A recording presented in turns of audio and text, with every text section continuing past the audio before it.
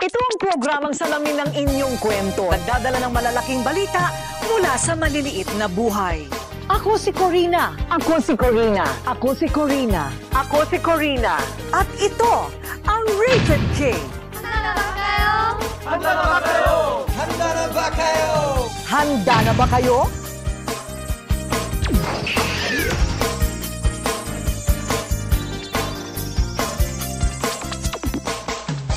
Walang sukuan pagdating sa pag-ibig. Ito ang paniniwala ni Nanay Dory. Pero ibang klase ang biro ni Cupido. Hindi lang isa, hindi lang dalawa, kundi 3 beses umibig si Nanay Dory at lahat ng lalaking kanyang minahal, binawi ng langit. Kaya naman siya'y naging 3 times a misis. Ay, naku, buhay mo, Dory, yan na! Sa tuwing mapapanood ni Nanay Dory at ng kanyang mga kaibigan sa garahe ang pelikulang Tanging Ina ni Ay de las Alas, hindi maiwasang mabibiro siya ng mga kasamahan sa trabaho. Tatlong asawa?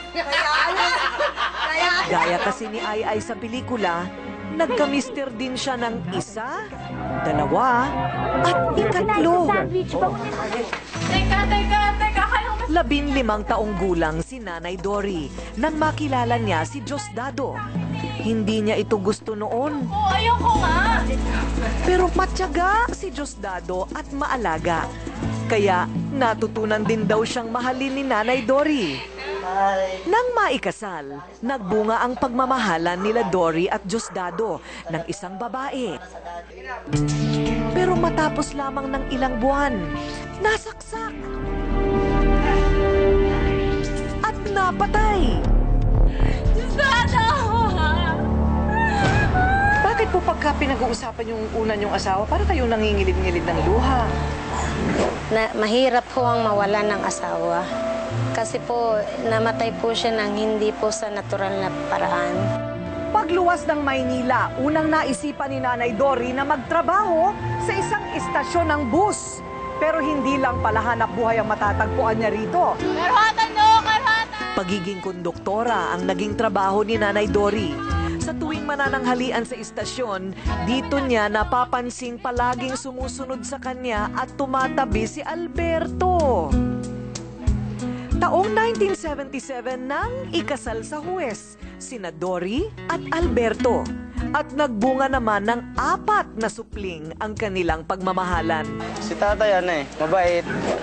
Tapos paggaling niya ng trabaho, diretso na ng bahay. Hanggang noong Marso 5 ng taong 1992, natagpuang nakahandusay na lamang sa kalsada si Alberto. Sa pangalawang pagkakataon, muling nabiyuda si Dory. So, parang talagang mas masakit para sa iyo yung pangalawa? Opo, kasi mas matagal po kami nagsama at saka mabait po talaga ang pangalawang asawa ko. Naisan po tayo? Bumalik sa pagkukonduktora si Nanay Dory at dito naman niya nakilala si Apolinario. 6 na buwang tumagal ang panliligaw ni Apolinario kay Nanay Dory. Nagkaanak sila ng 2. Mabait siya po. At saka malambing. Nagbibiro kay mama. Nay, hindi naman natakot yung asawa mong pangatlo. Na yung unang 2, minalas, baka siya rin malasin, wala siyang naisip na ganon. Sabi niya, hindi raw po yun papayagan nun sa taas kasi mabuti naman daw po ang intention niya sa amin. Hanggang isang araw, habang nasa trabaho ang asawang si Apolinario, isang mensahe sa text ang natanggap ni Nanay Dory. Sabi ko, wag naman kayong magbiro ng ganyan. Hindi magandang biro yan. Nang mga oras na iyon, napadasal sa langit si Nanay Dory. Sana'y hindi totoo ang laman ng text na kanyang natanggap na patay na daw ang kanyang asawa. Diyos ko po, mabubiyuda na naman ba siyang muli sa 2 pagkakataon? Kapwa pumanaw ang una at ikalawang asawa ni Nanay Dory. Pero kahit pa kapwa nawala si Mr. Number 1 at Mr. Number 2, muli siyang sumugal sa pag-ibig sa 2 pagkakataon. Pero isang mensahe sa text ang natanggap ni Nanay Dory. Patay na raw ang kanyang asawa at nasa punerarya. Dali-dali namang sumugod si Nanay Dory sa punerarya. Sa tuwing dumadalaw sa puntod ni Apolinario, hindi mapigilan ni Dory ang pag-agos ng luha. Tila sinisisi ang sarili. Sa pagkamatay ni Apolinario at pagiging biyudang muli ni Nanay Dory, mas mabigat na responsibilidad ngayon ang nakaatang sa kanyang balikat. Ang buhayin ang kanyang 7 anak na bunga ng kanyang pag-ibig number 1, 2, at 3. Nanay Dory, paano ka makakaraos? 7 ang anak mo. Lahat yan, igagapang mo sa pag-aaral. Yun nga po ang hindi ko malaman sa ngayon. Kung minsan, parang gusto ko nang bumigay.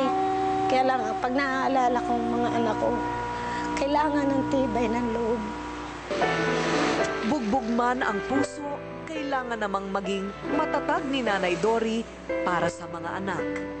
Para mabuhay ang 7 supling, bukod sa pagiging konduktora, tumatanggap na rin siya ng labada at nagbebenta ng gulay. Tila isang sumpa ang dumapo kay Nanay Dory na ang kanyang pag-ibig sa mister niyang number 1, number 2 at number 3 ay maagang nauwi sa sementeryo. Iibig pa kaya siya muli? O nadala na ba ang kanyang puso sa kinahantungan ng kanyang mga mister? May pang-apat pa kaya? Baka po hindi na rin kasi gusto ko po mga anak ko na lang intindihin ko lalo po medyo malalaki na po sila. Dahil sa hirap ng buhay na dinaranas ngayon nila Nanay Dory, may ilang institusyon na nais na kumuha at mag-alaga na lang daw sa kanyang mga anak. Marami pong nagsasabi noon, kinukuha po sila pero ayaw ko po. Mahirap po kasi sa isang ina ang ipamigay ang kanyang anak. Gusto ko po lumaki sila hanggang sa magkapamilya na akong magbubuhay sa kanila.